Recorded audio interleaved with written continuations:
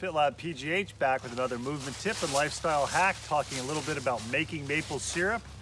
No, you don't have to go to Trader Joe's or Whole Foods if you happen to have maple trees. Most years I buy some simple taps. These are less than $20 for 7 or 8 of them. We'll have the link in the show notes. I have a 5/8 inch bit. And then my fancy sap collector is a 1-gallon water jug that I empty out of water.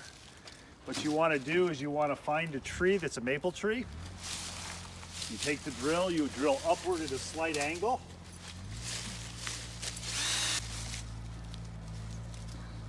We tap it in gently with a rubber mallet.